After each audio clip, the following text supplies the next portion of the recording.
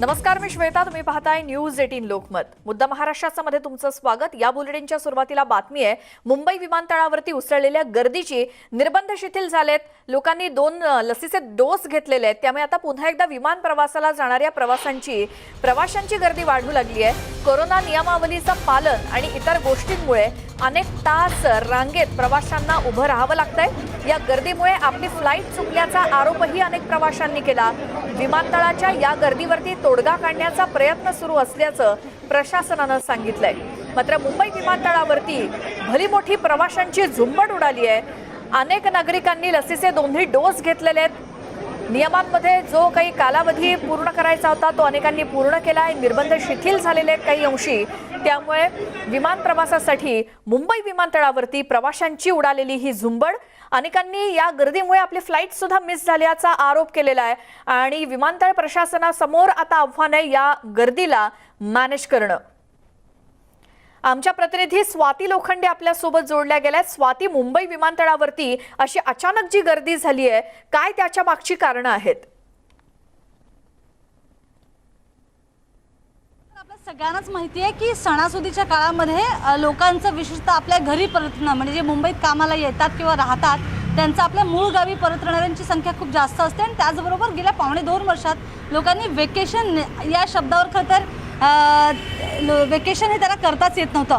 आता त्यांना ही संधी मिळते आणि त्यातच सुट्टी घेऊन लोक मोठ्या प्रमाणात बाहेर पडलेत. म्हणजे महाराष्ट्राचाच विचार करायचा झाला तर मोठ्या प्रमाणात शिथिलता आली. आता काय राहिलंय तर फक्त लोकल ट्रेनमध्ये सगळ्या लोकांना प्रवास करण्याची अनुमती द्यावी इतकंच राहिलं. म्हणजे इतक्या सगळीकडे शिथिलता आल्यानं लोकांचा प्रवास हा वाढतोय. आणि त्यामुळे आपण बघितलं की या सणासुदीच्या काळामध्ये जिथे नवरात्रीच्या काळात लोक अनेक ठिकाणी जात आहेत, तिथे मुंबई एअरपोर्टवर मोठ्या प्रमाणात गर्दी झाली. आणि त्यानंतर या गर्दीला आवरणं आणि या गर्दीला मॅनेज करणं एअरपोर्टला जमलं नाही, एअरपोर्ट प्रशासनाला. त्यामुळे आपण जर बघितलं यामध्ये अनेक जणांनी आपली फ्लाईट पण मिस केलेली आहे. महत्त्वाची गोष्ट हे सुरक्षा तपासणी आपण जी म्हणतो, या सुरक्षा तपासणी दरम्यान ही लागलेली लांब रांग आहे. अनेक फ्लाईट्सनी तर इंडिगोने तर स्टेटमेंटच जारी केलं की खूप म्हणजे वेळेच्या बऱ्याच आधी तुम्ही एअरपोर्टला पोहोचा फ्लाईट पकडायची असेल तर. जसं अनेक पॅसेंजर्सनी आरोप केलेत की त्यांची फ्लाईट मिस झाली. आणि खरंच आहे, जर आपण या दृश्यांमध्ये बघितलं तर भल्या मोठ्याला रांगा लागलेल्या आहेत. आणि सुरक्षा तपासणी ही कोणत्याही कारणाने तिच्यावर ती कमी केली जाऊ शकत नाही. त्यामुळे स्टाफ वाढवण्यात आलेला आहे असं एअरपोर्ट प्रशासनाचं म्हणणं असलं तरी या आधी काळजी न घेतल्यानं हा पूर्ण केओटिक सिच्युएशन किंवा पूर्ण हा केओस निर्माण झालेला आपल्याला मुंबई इंटरनॅशनल एअरपोर्टवर बघायला मिळतोय. ही मोठ्या प्रमाणातली गर्दी, जसं आपण आधी उल्लेख केला की लोक आता प्रवास करायला लागलेले आहेत. अनेक जण देशात अंतर्गत प्रवास किंवा देशाबाहेर पण जातात वेकेशनसाठी किंवा सणासुदीच्या काळात जातात. ही खरं तर गर्दी होणार हे अपेक्षित होतं, कारण तेवढ्या मोठ्या प्रमाणात तिकीट बुक झालेत. हे एअरपोर्ट प्रशासनाला याची आधीच माहिती असते आणि असं असतानाही कोणतेही मेजर्स आधी घेतले गेले नाहीत आणि त्यामुळे ही स्थिती निर्माण झाली. पण आता मात्र संख्या वाढवण्यात आल्याची माहिती प्रशासनानं दिलेली आहे, एअरपोर्ट प्रशासनानं. आता आपण बघूया की दुपारनंतर नेमकं या परिस्थितीमध्ये फरक पडतोय का. बरं स्वाती, मात्र या आधी सुद्धा अशी गर्दी व्हायची, त्यानंतर संपूर्ण कोरोना काळामध्ये पूर्णपणे शुकशुकाट असायचा विमानतळावरती सुद्धा. त्यामुळे आता प्रशासनानं म्हणजे विमानतळ प्रशासनानं काय उपाय योजण्याचं ठरवलंय का की या गर्दीला आता कसं मॅनेज करायचं? आपण जे बघितलं सिक्युरिटी गेट्स आहेत. सिक्युरिटी गेट्स म्हणजे काय, आपल्या सामानाची आणि आपली स्वतःची आपण तपासणी करून जेव्हा विमान पकडण्याच्या दिशेनं जातो, जिकडे आतला मुख्य एरिया असतो, तर त्या भागामधले जे काउंटर्स आहेत आणि काउंटरवरचा स्टाफ जो आहे तो वाढवण्यात आल्याची माहिती प्रशासनानं दिली आहे.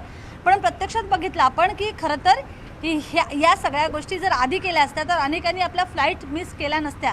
कारण फ्लाईट मिस झाल्यावर जो पैशांचं जे आर्थिक नुकसान झालेलं आहे ते एअरपोर्ट प्रशासन देणार आहे का, तर नाही. कारण एअरपोर्ट प्रशासन याला स्वतःला जबाबदार स्वतःला ठरवणार नाही. आणि साहजिकच आहे, हे पॅसेंजरचं नुकसान झालेलं आहे. त्यामुळे किमान पुढच्या काळामध्ये, म्हणजे जर आपण बघू की आता अगदी दुपारपासून नंतर जे फ्लाईट पकडणारे लोक आहेत त्यांना याचा त्रास होणार नाही. आता जर आपण बघितलं की शनिवार, रविवार आणि शुक्रवार म्हणजे एक दिवस आधी साधारणतः 3 दिवसाची सुट्टी पकडून पण अनेक जण जात आहेत. त्यामुळे या सगळ्या प्रकारामध्ये प्रवाशांची संख्या वाढेल हे अपेक्षित होतं. आणि हे अपेक्षित म्हणजे ही कुठली बसची गर्दी नाही आहे, हे आधी बुकिंग केलेले पॅसेंजर्स आहेत एअरपोर्टवर आलेले. त्यामुळे एअरपोर्ट प्रशासनाला याची माहिती असणं अपेक्षितच असतं. ते असं नाही की कुठल्या तरी बस स्टँडवर लोकांची अचानकपणे गर्दी वाढली, लोकांना बस पकडायची, असं बिलकुल नाहीये. हो. आणि त्यामुळे जर याच्यामध्ये सगळ्यात मोठी चूक कोणाची असेल तर ती एअरपोर्ट प्रशासनाचीच आहे. जी स्वाती, तुम्ही म्हणताय ते अगदी बरोबर आहे. तिकीट बुकिंग कशा पद्धतीनं झालंय, कोणत्या फ्लाईटसाठी किती पॅसेंजर्स आहेत, याची पूर्णपणे कल्पना या एअरपोर्ट प्रशासनाला असते. त्यामुळे त्या दृष्टीनं नियोजन होणं गरजेचं होतं, मात्र तसं काही होताना दिसत नाहीये. धन्यवाद स्वाती, तुम्ही दिलेल्या या सगळ्या माहितीसाठी.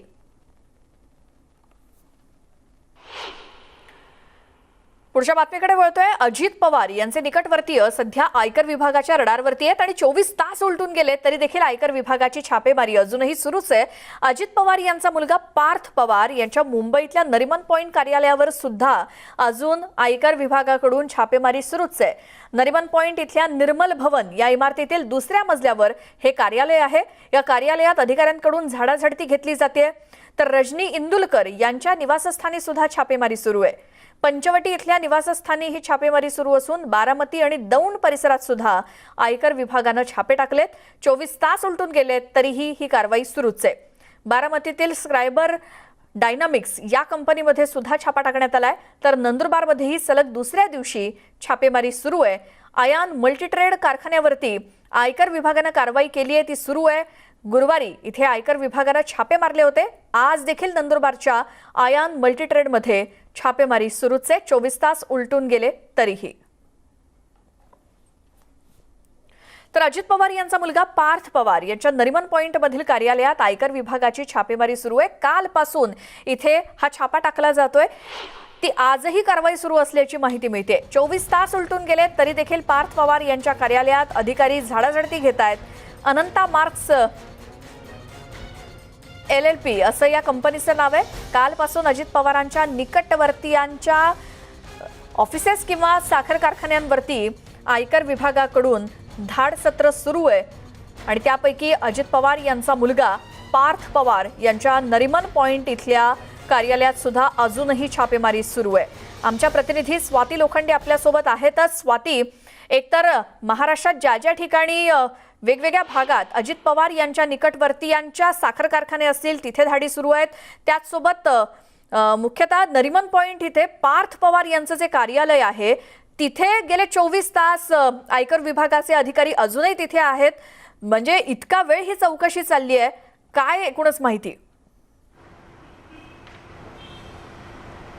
जर आपण बघितलं की काल सकाळीच पार्थ पवार याचं जे ऑफिस आहे अनंता मर्क्स LLP असं या कंपनीचं नाव आहे. साधारणतः निर्मल भवन ही माझ्या मागे जी इमारत दिसते त्याच्या दुसऱ्या मजल्यावर पार्थ पवार यांच्या या अनंता मर्क्स LLPचं ऑफिस आहे. आता साधारणतः 36 तास उलटतील. सातत्यानं इतके तास इन्कम टॅक्सची रेड पडली आणि इतकी तास ही चौकशी किंवा कागदपत्रांची छाननी सुरू आहे. 1 वर्ष 7 महिने जुनी इतकीच कंपनी आहे आणि या कंपनीचं साधारणतः जर आपण एकूण प्रोफाईल बघितलं तर एकूण अजित म्हणजे पार्थ पवार यांच्यासह आणखी 2 असे 3 भागीदार आहेत याच्यामध्ये. आणि फार जुनी नाही आहे, जसं मी उल्लेख केला की 1 वर्ष 7 महिने इतकीच आहे. पण आता अचानकपणे अजित पवार यांची बहीण म्हणजे आता त्यांची जी एक पब्लिशिंग हाऊस आहे त्याच्यावर पण रेड सुरू आहे. पार्थ पवार यांच्या या कार्यालयावर पण ही रेड सुरू आहे. एकूणच अजित पवार यांनी याबद्दल आपलं म्हणणं जे आहे ते मांडलेलं आहे. त्यांचं असं म्हणणं आहे की पाहुणे आलेले आहेत, पाहुणे गेल्यानंतर मी बोलतो.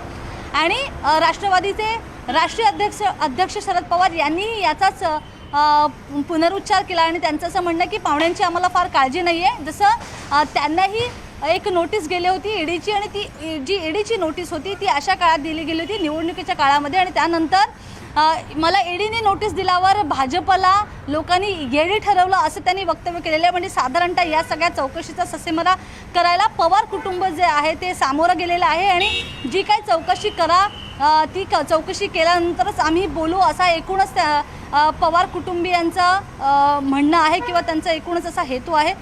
दुसरी महत्त्वाची गोष्ट की लखीमपूर खिरी प्रकरणामध्ये ज्या पद्धतीनं शरद पवार यांनी वक्तव्य केलं होतं की जालियनवाला बाग हत्याकांडाची आठवण येईल असं झालेलं आहे. आणि त्यानंतर या सगळ्या कारवाया सुरू झाल्या आणि म्हणूनच या वक्तव्यानंतर म्हणजे शरद पवार यांच्या वक्तव्यानंतर या ज्या कारवाया सुरू झाल्या त्यानंतर कुठे ना कुठेतरी असंच म्हटलं जातं की सुडापोटी या कारवाया सुरू आहेत. आता बघू की या कारवाई दरम्यान किंवा या रेड दरम्यान नेमकं काय सापडतंय? इन्कम टॅक्सच्या जाळ्यामध्ये पार्थ पवार सापडतोय की नाही? कारण साधारणतः 36 तासांचा कालावधी होत आलेला आहे, अजूनही अधिकारी इथेच आहेत. आता काय माहिती किती वेळात बाहेर पडतील.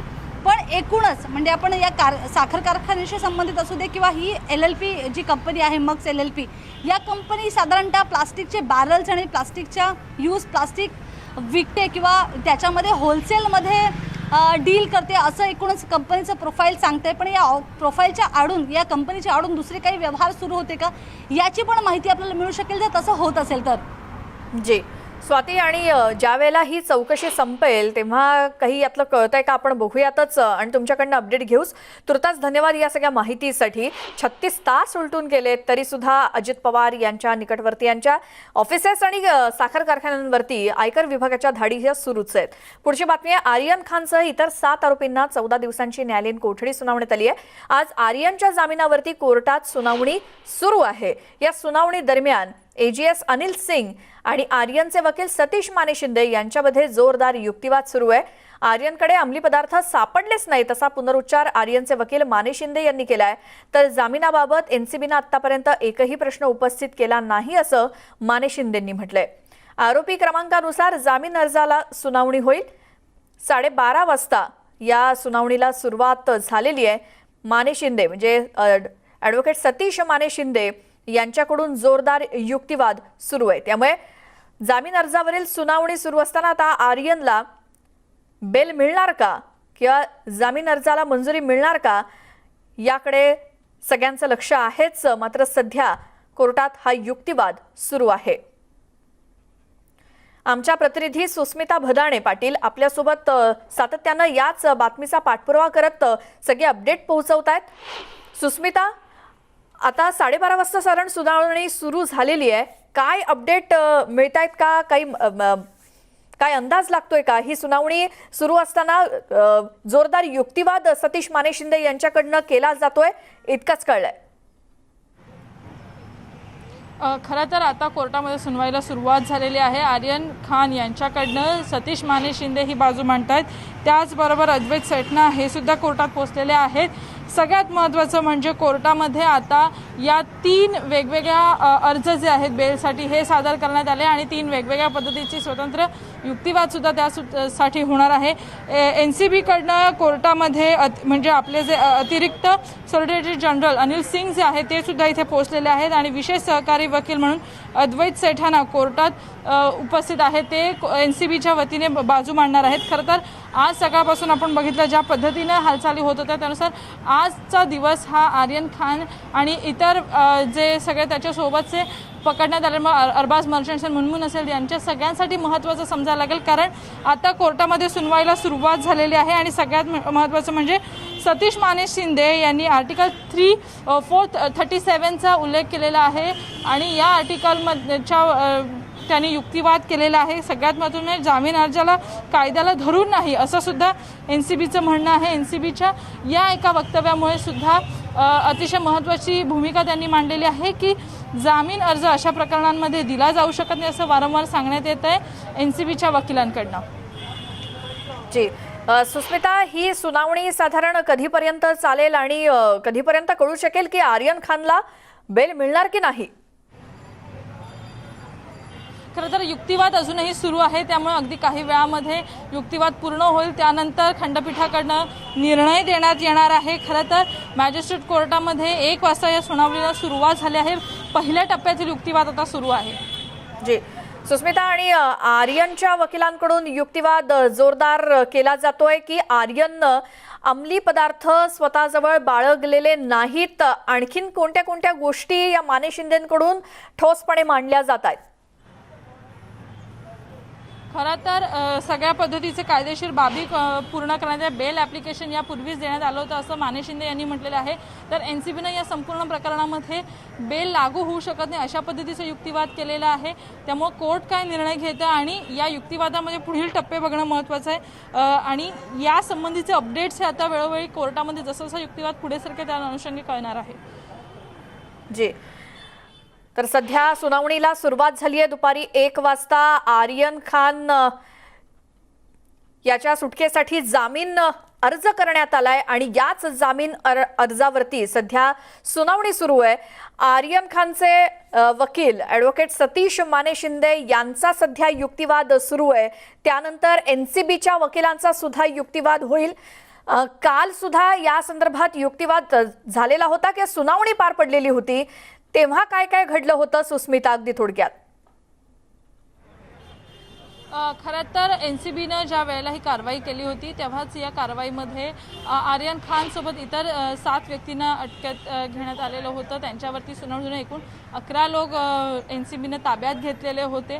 परंतु आज ज्या पद्धतीची सुनावणी होते आहे त्यामध्ये काल 14 दिवसांची न्यायालयीन कोठडी आर्यन खानला सुनावण्यात आलेली होती. त्या विरोधात जाऊन बेल मिळावी याकरताचा जो सगळा काही कायदेशीर भाग आहे तो पूर्ण करत सतीश माने शिंदे यांनी बेल पिटिशन सुद्धा फाईल केली आहे.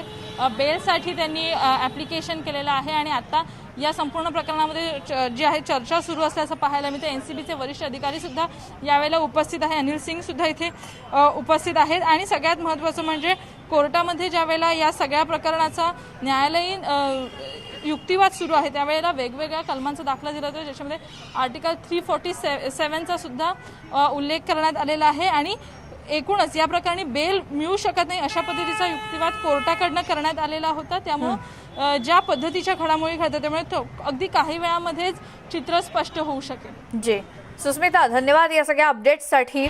तर दोन्ही बाजूचा युक्तिवाद झाल्यानंतर खंडपीठ काय निर्णय देत आहे, आर्यन खानला आज जामीन मंजूर होतो का, हे आपल्याला काही वेळात कळेलच. या सगळ्या घडामोडींकडे आपलं लक्ष असेलच. दरम्यान क्रूजमध्ये एनसीबीनं केलेल्या कारवाईवरती राष्ट्रवादी आणि भाजपकडून जोरदार आरोप प्रत्यारोप सुरू झालेले आहेत.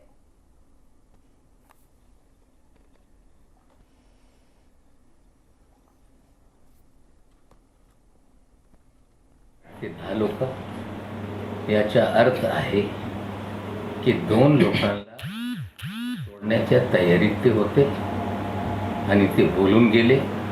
आणि ते 2 लोक जे आहेत त्यांना एनसीपीच्या कार्यालयात 2 बॅग सकट आतमध्ये घेऊन गेले. ते काही तासांनी 2 लोक आल्या आणि सोबत त्यांना घेऊन गेल्या. त्या सगळे व्हिडिओ पुरावे मी उद्या 12 वाजता सादर करणार.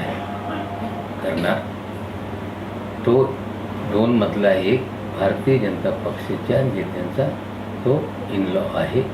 त्याचे पुरावे उद्या सादर करू. समीर वानखेडेंसारख्या एका प्रामाणिक अधिकाऱ्याने नवाब मलिकांच्या जावयाला ड्रग तस्करीच्या आरोपामध्ये 8 महिने तुरुंगात जावं लागलं. त्यामुळे नवाब मलिक यांचं संतुलन बिघडलेलं आहे आणि त्यामुळेच ते भारतीय जनता पार्टीवर असे खोटे नाटे आरोप करतायत. नवाब मलिकांच्या आरोपांना आम्ही घाबरणार नाही. भारतीय जनता पार्टी कुठल्याही चौकशीचं नेहमी स्वागतच करते. यावेळेला एक मोठी बातमी येते. आर्यन खानसह इतर 7 आरोपींना 14 दिवसांची न्यायालयीन कोठडी सुनावण्यात आली आहे. आज आर्यनच्या जामिनावरती कोर्टात सुनावणी सुरू आहे. या सुनावणी दरम्यान एजीएस अनिल सिंग आणि आर्यनचे वकील सतीश माने शिंदे यांच्यामध्ये जोरदार युक्तिवाद सुरू आहे. आर्यनकडे अंमली पदार्थ सापडलेच नाहीत असा पुनरुच्चार आर्यनचे वकील माने शिंदे यांनी केलाय. आणि जामिनाबाबत एनसीबीनं आतापर्यंत एकही प्रश्न उपस्थित केला नाही असं माने शिंदेंचं म्हणणं आहे. त्यामुळे आर्यन खान याच्या जामिनाबाबत आधी सुनावणी होणार नसून आरोपी क्रमांकानुसार जामीन अर्जाला सुनावणी होईल. त्यामुळे आर्यन सोबत इतरही आरोपी आहेत आणि आरोपी क्रमांकानुसार जामीन अर्जावरील सुनावणीला किंवा ही सुनावणी घेतली जाईल असं सांगण्यात आलंय. आर्यनचे वकील आणि एनसीबीचे वकील यांच्याकडून जोरदार युक्तिवाद सध्या न्यायालयात सुरू आहे. सगळे अपडेट आपण घेत राहूच, मात्र तुर्तास वेळ झाली एका छोट्याशा ब्रेकची. पाहत राहा मुद्दा महाराष्ट्राचा.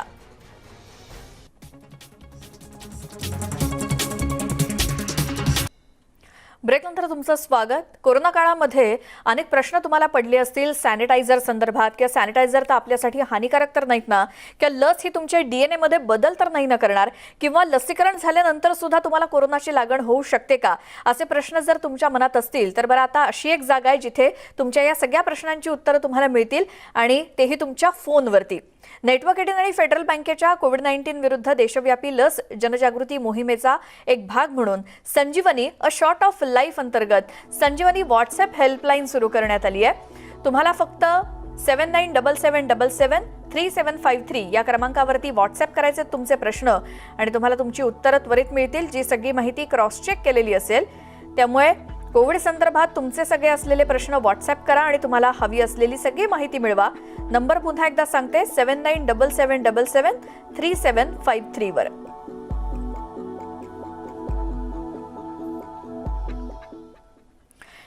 आणि या बातम्यांसोबतच वेळ झाली आहे या बुलेटिनमध्ये इथेच थांबण्याची. मात्र सगळ्या अपडेट्ससाठी पाहत राहा न्यूज 18 लोकमत.